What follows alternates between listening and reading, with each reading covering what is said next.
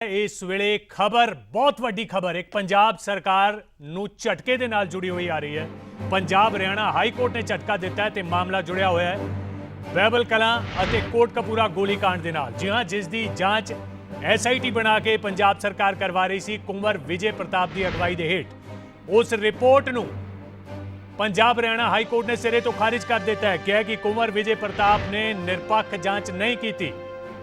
इस तो बाद हाई कोर्ट ने पंजाब सरकार नूं 3 बदल दिते ने। पहला कि जांच CBI नूं दिती जाए, दूसरा मामला हरियाणा पुलिस नूं सौंपिया जाए ते तीसरा नवी SIT बनाई जाए जिस विच कुंवर विजय प्रताप शामिल ना होवे। पंजाब सरकार ने तीजे बदल ते सहमति प्रगटाउंदे होए नवी SIT बनाउण दी गल भी हाई कोर्ट च कही है। बहुत वड्डी खबर। यह मामला जिहड़ा कि पंजाब दे अंदर पिछले 5 साल तो भी वध समय तो सुर्खियां दे विच है। कुंवर विजय प्रताप की अगवाई विच SIT बनाई गई सी। तुहानूं याद होएगा पहला यह मामला CBI दे हत्थ सौंपिया गया, बाद दे विच विधान सभा दे विच यह मामला वापस लैके SIT बनाई गई जिस दी जांच की जा रही है।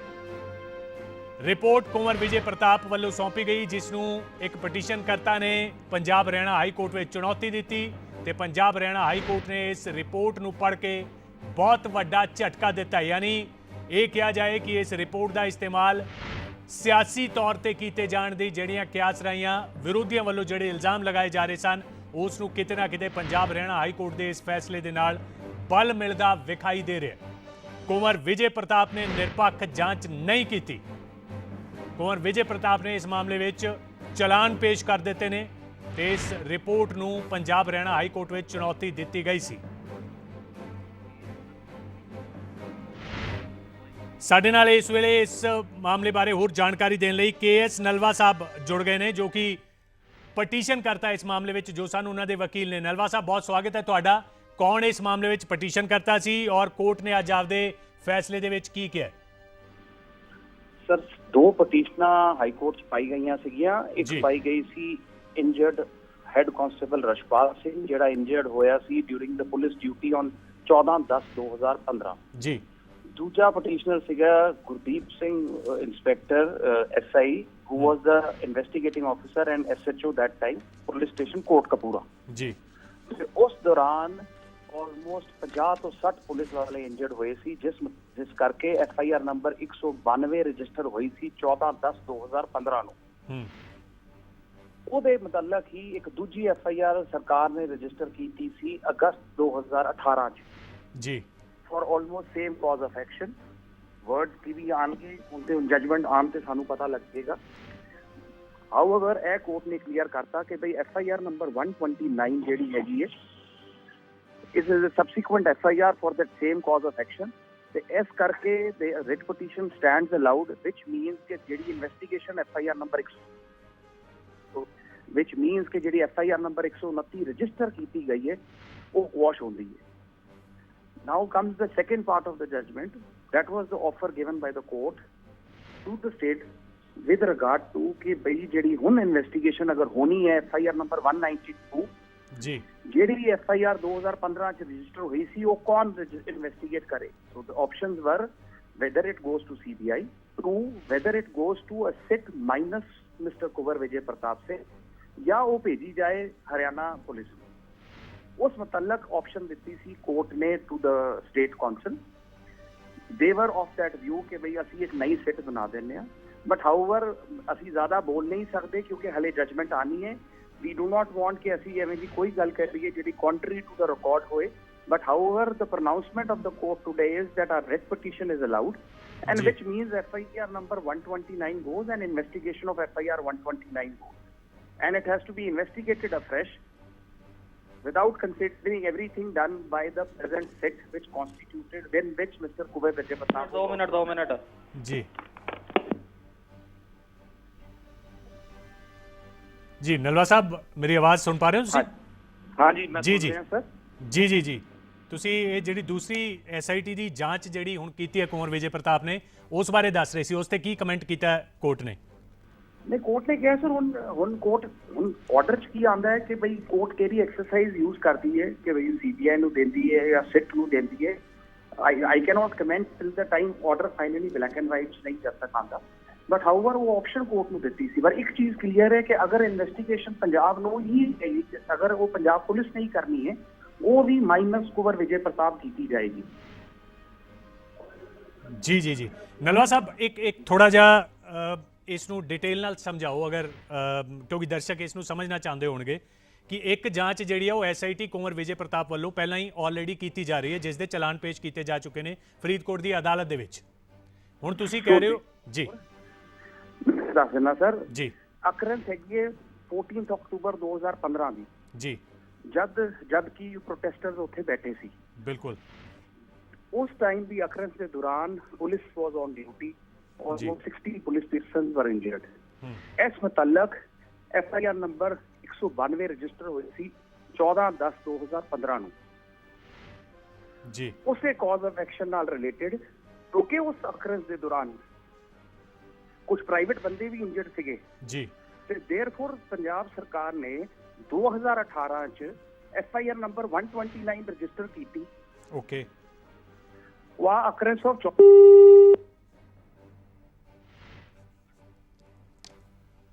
ਅਸੀਂ ਵਾਪਸ ਦੁਬਾਰਾ ਸ਼ਾਇਦ ਕਨੈਕਸ਼ਨ ਟੁੱਟ ਗਿਆ AS ਨਲਵਾ ਸਾਹਿਬ ਨਾਲ ਉਹਨਾਂ ਨਾਲ ਗੱਲਬਾਤ ਕਰਨ ਦੀ ਦੁਬਾਰਾ ਤੋਂ ਕੋਸ਼ਿਸ਼ ਕਰਾਂਗੇ। ਇਹ ਦਰਅਸਲ ਮਾਮਲਾ ਜਿਹੜਾ ਹੈ ਇਹ ਜਦੋਂ ਉਸ ਵੇਲੇ ਇਹ ਗੋਲੀ ਚੱਲੀ ਤੇ ਹਿੰਸਾ ਵੀ ਹੋਈ ਜਿਸ ਵਿੱਚ ਕੁਝ ਪੁਲਿਸ ਵਾਲੇ ਵੀ ਜ਼ਖਮੀ ਹੋਏ ਸਨ ਉਸ ਮਾਮਲੇ ਵਿੱਚ ਜਿਹੜੀ FIR ਦਰਜ ਕੀਤੀ ਗਈ ਉਸ ਦੀ ਜਾਂਚ ਜਿਹੜੀ ਹੈ ਉਸੇ ਨੂੰ ਆਧਾਰ ਬਣਾ ਕੇ SIT ਦੀ ਇਹ ਜਿਹੜੀ ਜਾਂਚ ਕੀਤੀ ਜਾ ਰਹੀ ਸੀ ਉਸ ਨੂੰ ਰੱਦ ਕੀਤਾ ਤੇ ਇਹ ਕਿਹਾ ਹੈ ਕਿ ਜਾਂਚ ਜਿਹੜੀ ਉਹ ਨਵੇਂ ਸਿਰੇ ਤੋਂ ਕੀਤੀ ਜਾਏ ਜਿਵੇਂ ਕਿ ਡਿਟੇਲ ਵਿੱਚ ਦੱਸ ਰਹੇ ਸਨ ਨਲਵਾ ਸਾਹਿਬ ਕਿ ਇਸ ਨੂੰ ਚੈਲੰਜ ਕੀਤਾ ਗਿਆ ਸੀ ਜੋ ਇੱਕ ਜ਼ਖਮੀ ਪੁਲਿਸ ਵਾਲਾ ਸੀ ਉਸਨੇ ਚੈਲੰਜ ਕੀਤਾ ਸੀ ਉਸ ਤੋਂ ਬਾਅਦ ਇਹ ਮਾਮਲਾ ਹਾਈ ਕੋਰਟ ਦੇ ਵਿੱਚ ਇਸ ਤੇ ਹੁਣ ਇਹ ਫੈਸਲਾ ਦਿੱਤਾ ਗਿਆ ਕਿ ਇਹ ਜਿਹੜੀ ਜਾਂਚ ਹੁਣ ਤੱਕ ਹੋਈ ਹੈ ਉਹ ਨਿਰਪੱਖ ਜਾਂਚ ਨਹੀਂ ਹੈ ਇਸ ਕਰਕੇ ਇਸ ਨੂੰ ਰੱਦ ਕੀਤਾ ਜਾਏ ਔਰ ਨਵੇਂ ਸਿਰੇ ਤੋਂ ਜਾਂਚ ਕੀਤੀ ਜਾਏ। 3 ਬਦਲ ਜਿਵੇਂ ਕਿ ਮੈਂ ਤੁਹਾਨੂੰ ਪਹਿਲਾਂ ਦੱਸਿਆ ਕਿ ਇਹ ਬਦਲ ਦਿੱਤੇ ਗਏ ਨੇ। ਮੇਰੇ ਨਾਲ ਮੇਰੇ ਸਹਿਯੋਗੀ ਹਰਪ੍ਰੀਤ ਸਾਨੀ ਜੁੜ ਗਏ ਨੇ ਚੰਡੀਗੜ੍ਹ ਤੋਂ ਉਹਨਾਂ ਤੋਂ ਹੋਰ ਜਾਣਕਾਰੀ ਲੈਂਦੇ ਹਾਂ। ਹਰਪ੍ਰੀਤ ਵਿਸਤਾਰ ਨਾਲ ਇਸ ਤੋਂ ਸ਼ੁਰੂ ਤੋਂ ਇਹ ਜਿਹੜੀ ਜਾਂਚ ਹੈ ਇਹ SIT ਵੱਲੋਂ ਕੀਤੀ ਜਾ ਰਹੀ ਸੀ ਫਰੀਦਕੋਟ ਦੀ ਅਦਾਲਤ ਵਿੱਚ ਚਲਾਨ ਵੀ ਪੇਸ਼ ਕੀਤੇ ਨੇ ਕੁੰਵਰ ਵਿਜੇ ਪ੍ਰਤਾਪ ਇਹ ਦਾਅਵਾ ਵੀ ਕਰਦੇ ਆਏ ਨੇ ਕਿ 2 ਚਲਾਨ ਬਾਕੀ ਨੇ ਤੇ ਉਹ ਜਲਦੀ ਪੇਸ਼ ਕੀਤੇ ਜਾਣਗੇ। ਹਾਈ ਕੋਰਟ ਨੇ ਇਸ ਜਾਂਚ ਦੇ ਸੰਬੰਧ ਵਿੱਚ ਕੀ ਕਿਹਾ ਤੇ ਇਸ ਜਾਂਚ ਨੂੰ ਕਿਵੇਂ ਖਾਰਿਜ ਕੀਤਾ ਕੀ ਕੁਝ ਇਸ ਦੇ ਪਿੱਛੇ ਤਰਕ ਦਿੱਤੇ ਗਏ ਨੇ।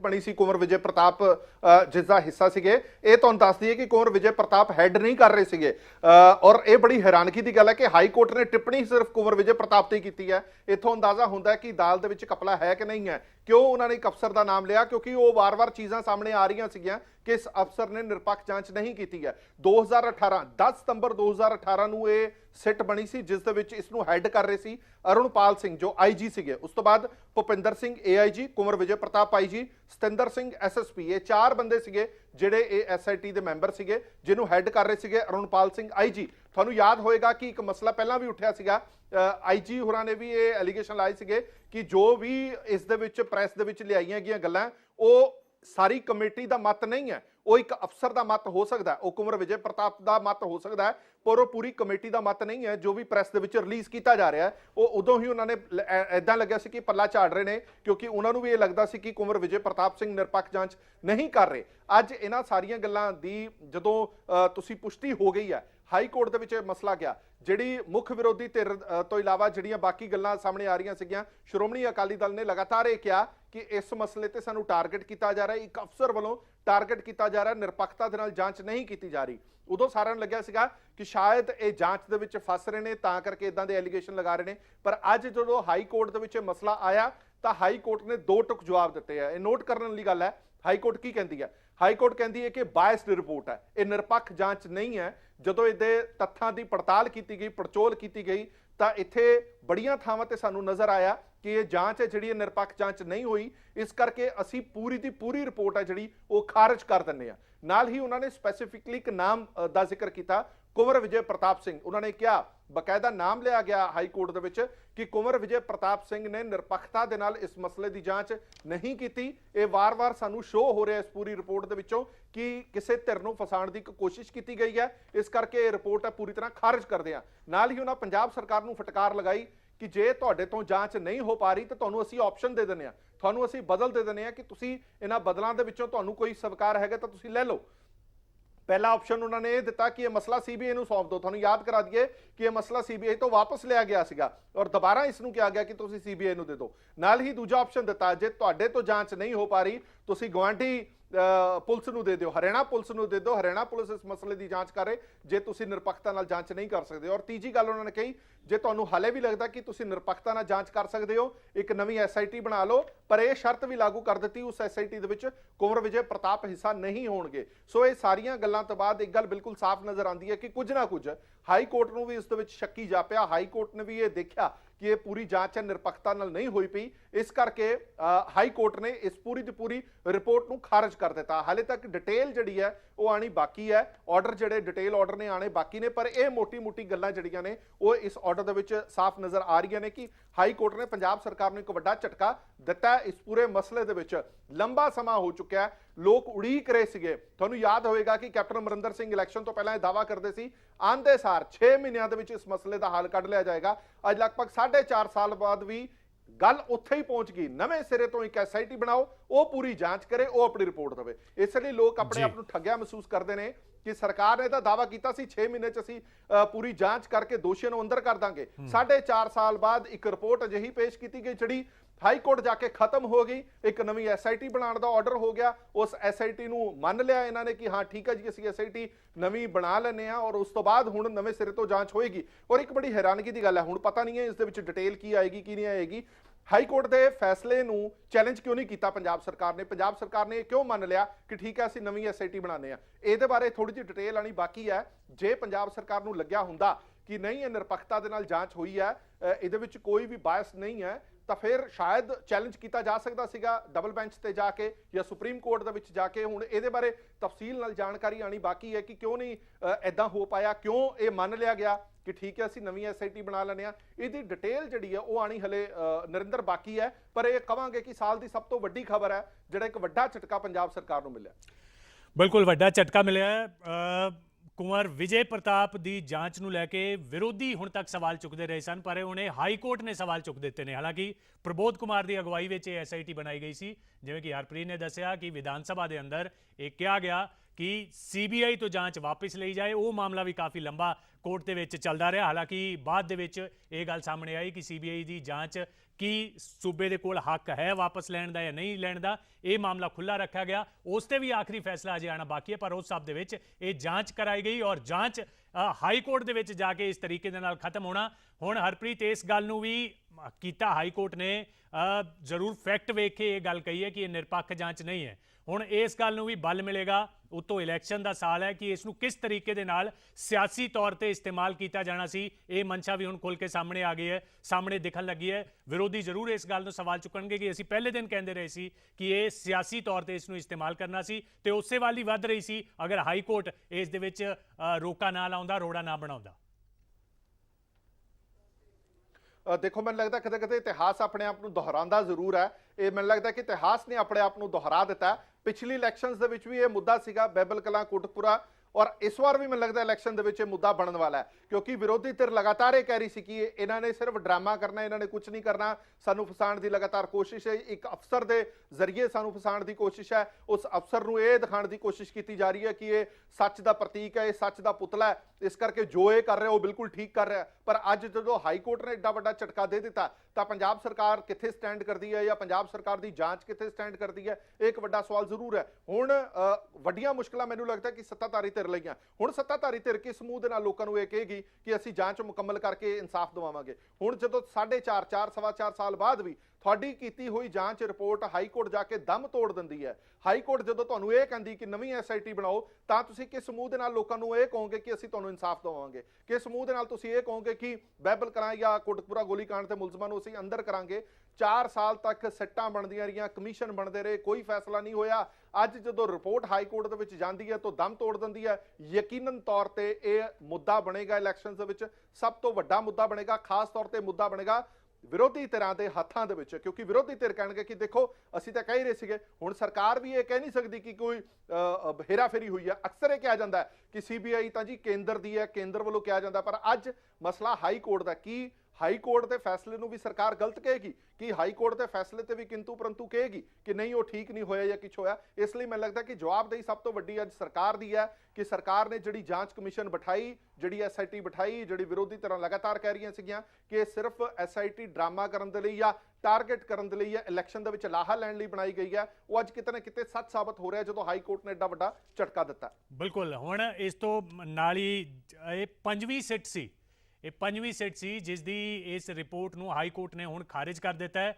ਹਾਈ ਕੋਰਟ ਨੇ ਕਿਹਾ ਕਿ ਦੁਬਾਰਾ ਤੋਂ ਇੱਕ ਖਬਰ ਵੀ ਆ ਰਹੀ ਸੀ ਕਿ ਪੰਜਾਬ ਸਰਕਾਰ ਨੇ ਨਾ ਸਿਰਫ ਇਹ ਗੱਲ ਮੰਨ ਲਈ ਹੈ ਬਲਕਿ ਇਹ ਵੀ ਕਿਹਾ ਕਿ ਅਸੀਂ ਨਵੀਂ SIT ਬਣਾਵਾਂਗੇ। ਉਸ ਮੁਤਲਕ ਕੀ ਖਬਰ ਕਿ ਇਹ ਹੁਣ ਪੰਜਾਬ ਸਰਕਾਰ ਕਹਿ ਰਹੀ ਹੈ ਕਿ SIT ਮਾਈਨਸ ਕੁੰਵਰ ਵਿਜੇ ਪ੍ਰਤਾਪ ਬਣੇਗੀ ਔਰ ਜਾਂਚ ਅੱਗੇ ਵਧੇਗੀ, ਜਾਂ ਫਿਰ ਇਸ ਦੇ ਵਿੱਚ ਸਰਕਾਰ ਕੋਈ ਹੋਰ ਜਿਵੇਂ ਤੁਸੀਂ ਕਿਹਾ ਕਿ ਇਸ ਨੂੰ ਚੈਲੰਜ ਕਰ ਸਕਦੀ ਹੈ ਜਾਂ ਤਰਕ ਦੇ ਸਕਦੀ ਹੈ, ਇਸ ਮੁਤਲਕ ਕੀ ਖਬਰ?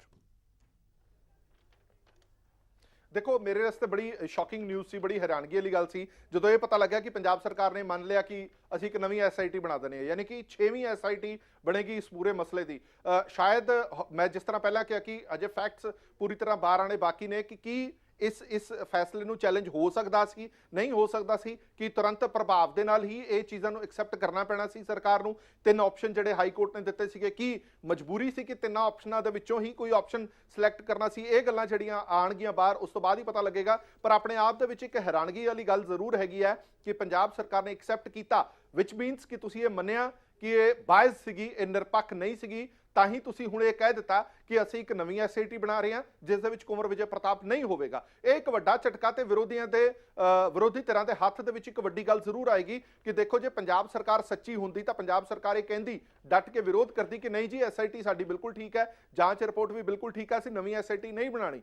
ਹੁਣ ਜਦੋਂ ਆਪ ਹੀ ਮੰਨ ਲਿਆ ਕਿ ਅਸੀਂ ਨਵੀਂ SIT ਬਣਾਵਾਂਗੇ, ਕੁੰਵਰ ਵਿਜੇ ਪ੍ਰਤਾਪ ਉਹਦੇ ਸ਼ਾਮਲ ਨਹੀਂ ਕਰਾਂਗੇ, ਤਾਂ ਇੱਕ ਵੱਡਾ ਸਵਾਲ ਜ਼ਰੂਰ ਸਰਕਾਰ ਤੇ ਖੜਾ ਹੁੰਦਾ ਹੈ। ਔਰ ਖਾਸ ਤੌਰ ਤੇ ਵਿਰੋਧੀ ਧਿਰਾਂ ਹੁਣ ਇਸ ਦਾ ਸਿਆਸੀ ਲਾਹਾ ਲੈਣ ਦੀ ਕੋਸ਼ਿਸ਼ ਕਰਨਗੀਆਂ। ਇਹ ਬਾਉਂਸ ਹੋ ਗਈ ਹੈ ਬਾਲ, ਜਿਹੜੀ ਬਾਲ ਪਹਿਲਾਂ ਵਿਰੋਧੀ ਧਿਰਾਂ ਦੇ ਖੇਮੇ 'ਚ ਸੁੱਟੀ ਜਾਂਦੀ ਸੀ, ਅੱਜ ਉਹ ਬਾਲ ਵਾਪਸ ਜਾ ਕੇ ਸਰਕਾਰ ਦੇ ਖੇਮੇ 'ਚ ਡਿੱਗ ਗਈ ਹੈ, ਸਿਆਸੀ ਧਿਰ ਦੇ ਖੇਮੇ 'ਚ ਡਿੱਗ ਗਈ ਹੈ ਕਿ ਕੀ ਹੁਣ ਤੁਸੀਂ ਜਵਾਬ ਦਿਓ? ਤੁਸੀਂ ਤਾਂ ਕਹਿੰਦੇ ਸੀ ਆਂਦੇ ਸਾਰ ਇਨਸਾਫ ਕਰਾਂਗੇ, 4.5 ਸਾਲਾਂ ਬਾਅਦ ਤੁਹਾਡੀ ਰਿਪੋਰਟ ਆ ਕੇ ਖਤਮ ਹੋ ਗਈ, ਹੁਣ ਤੁਹਾਡਾ ਜਵਾਬ ਕੀ ਹੈ? ਦੁਬਾਰਾ ਫਿਰ ਸਾਡੇ ਨਾਲ ਨਲਵਾ ਸਾਹਿਬ ਜੁੜ ਗਏ ਨੇ, ਜਿਹੜੇ ਕਿ ਪਟੀਸ਼ਨਕਰਤਾ ਦੇ ਵਕੀਲ ਨੇ। ਉਹਨਾਂ ਨਾਲ ਸੰਪਰਕ ਪਹਿਲਾਂ ਟੁੱਟ ਗਿਆ ਸੀ, ਇੱਕ ਵਾਰ ਫਿਰ ਉਹਨਾਂ ਨਾਲ ਗੱਲ ਕਰਨ ਦੀ ਕੋਸ਼ਿਸ਼ ਕਰਦੇ ਹਾਂ।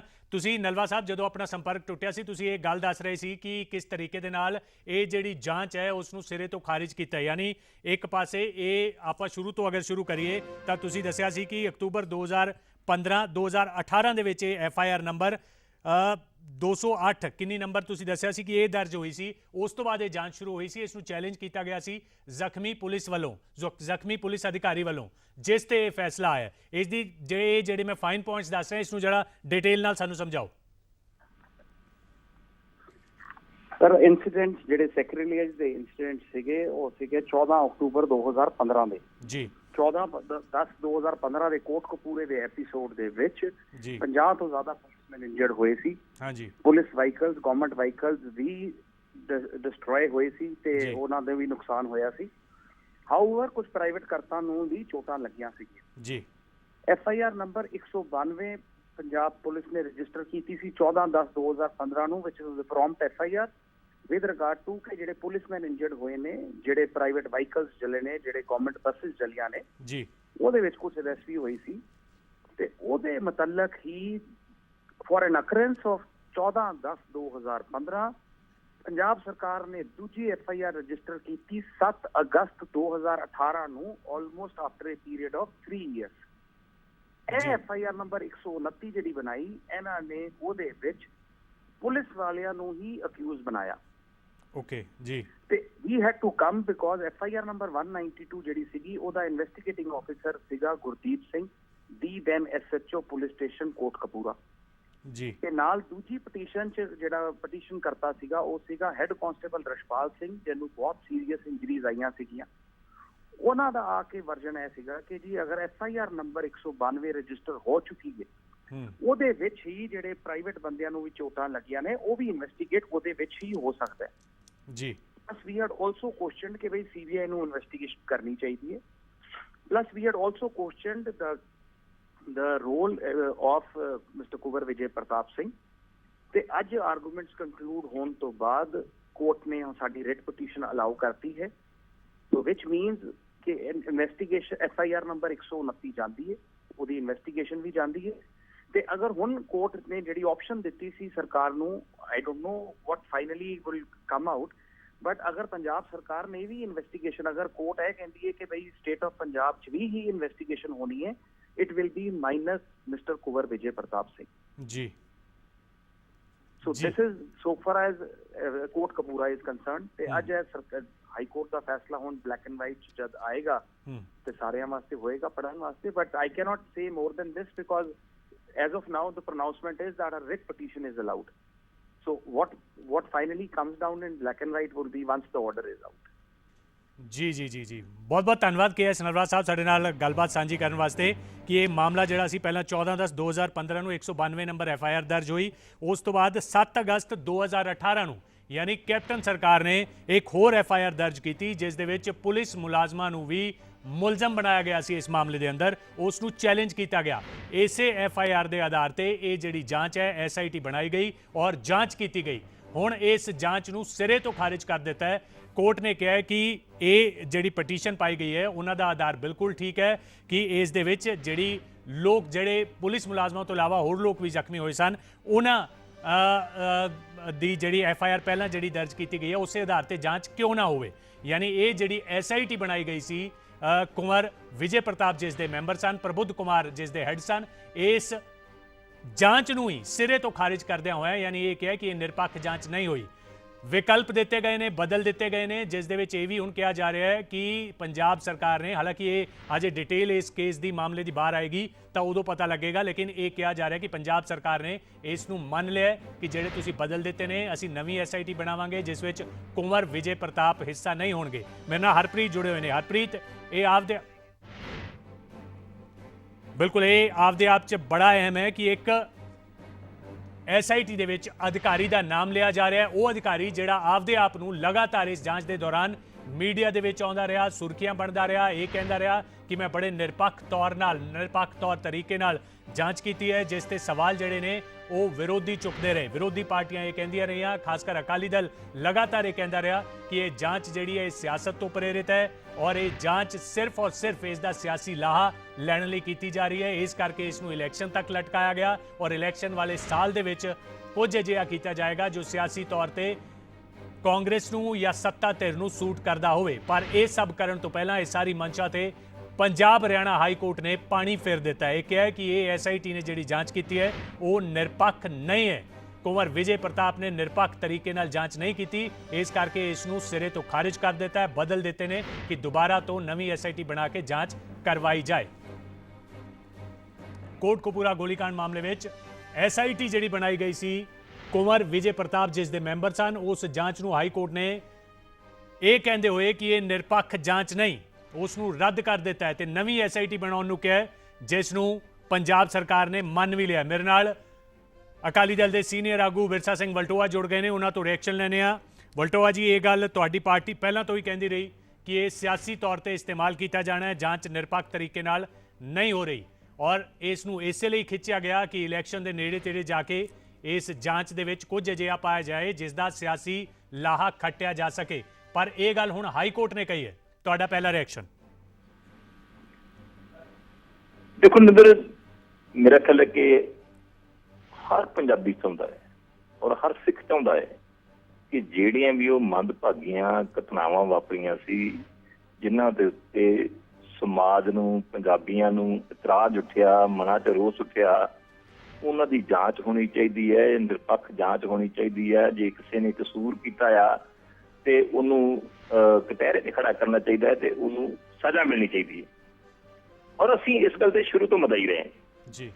ਪਰ ਅਸੀਂ ਨਾਲ ਹੀ ਕਹਿੰਦੇ ਸੀ ਕਿ ਕੈਪਟਨ ਅਮਰਿੰਦਰ ਸਿੰਘ ਇਹਦੇ ਉੱਤੇ ਕੇਵਲ ਤੇ ਕੇਵਲ ਸਿਆਸਤ ਕਰਨਾ ਚਾਹੁੰਦੇ ਨੇ, ਔਰ ਉਹਨਾਂ ਨੇ ਇਹਦੇ ਉੱਤੇ ਸਿਆਸਤ ਕਰਨ ਦੀ ਖਾਤਰ ਹੀ ਜਿਹੜੀ ਹੈ ਇਹ ਜਿਹੜੀ ਸਿੱਟ ਬਣਾਈ ਸੀ SIT ਸਪੈਸ਼ਲ ਇਨਵੈਸਟੀਗੇਸ਼ਨ ਟੀਮ ਜਿਹੜੀ ਹੈ ਜੀ। ਤੁਸੀਂ ਨਰਿੰਦਰ ਇੱਥੋਂ ਹੀ ਹਿਸਾਬ ਲਾ ਲਓ ਕਿ ਜਿਹੜੀ ਇਸ ਮਸਲੇ ਦੀ ਇਨਵੈਸਟੀਗੇਸ਼ਨ ਕਰਨ ਵਾਸਤੇ ਸਿੱਟ ਬਣਾਈ ਸੀ 4 ਮੈਂਬਰੀ ਬਣਾਈ ਸੀ ਜੀ।